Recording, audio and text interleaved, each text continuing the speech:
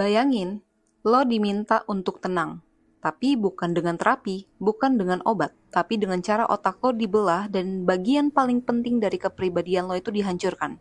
That's lobotomy. Lobotomi itu adalah salah satu metode paling sadis dalam sejarah pengobatan jiwa. Dilakukan dari tahun 1930-an sampai 1980-an.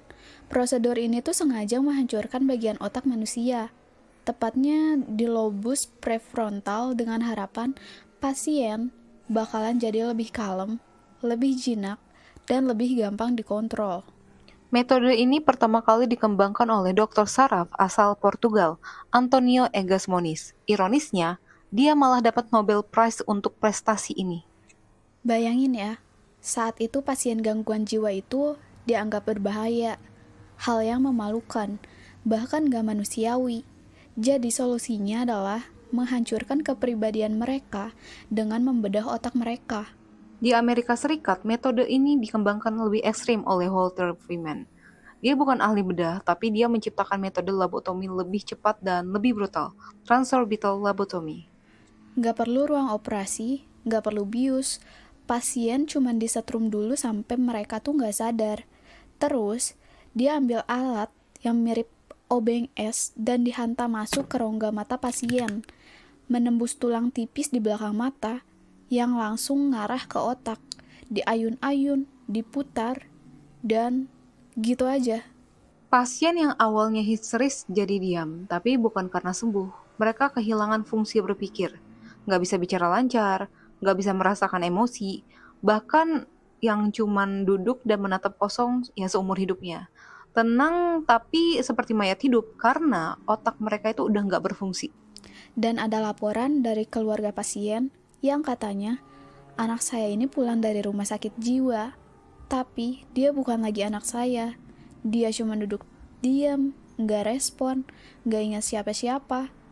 Kayak manusia, tapi udah nggak ada jiwanya. Lebih dari 40.000 pasien di Amerika Serikat itu dilobotomi. Di Inggris, Norwegia, Jepang, dan negara-negara lain juga praktik ini merajalela. Anak-anak, perempuan, orang dewasa, bahkan di beberapa kasus anak remaja yang dianggap nakal atau susah diatur juga jadi korban loh. Dan jangan lupa, efek sampingnya tuh parah banget. Mereka sampai kehilangan kontrol kantung kemih, inkontinensia usus, muntah, gangguan penglihatan, kehilangan gairah hidup, dan sampai kehilangan ingatan permanen. Tapi saat itu dianggap solusi jangka panjang untuk pasien-pasien di institusi mental yang overcapacity.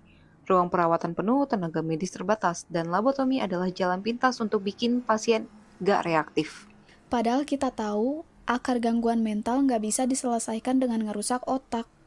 Tapi saat itu, yang penting pasien tuh nggak ribut, nggak ngelawan, dan nggak bikin masalah. Baru setelah tahun 1950-an ketika obat psikiatri mulai dikembangkan, praktik lobotomi mulai ditinggalkan. Tapi yang hasilnya nggak menghilang gitu aja ya, karena masih banyak korban yang seumur hidupnya tuh cacat. Dan ada yang dipasung, dikurung seumur hidup, bahkan ada yang dibuang keluarganya. Sebenarnya lobotomi itu bukan solusi, itu tuh mutilasi mental. Dan jadi bukti bahwa ketika kemanusiaan ini tuh dikorbankan atas nama kemajuan sains. Tapi yang tersisa cuman tragedi.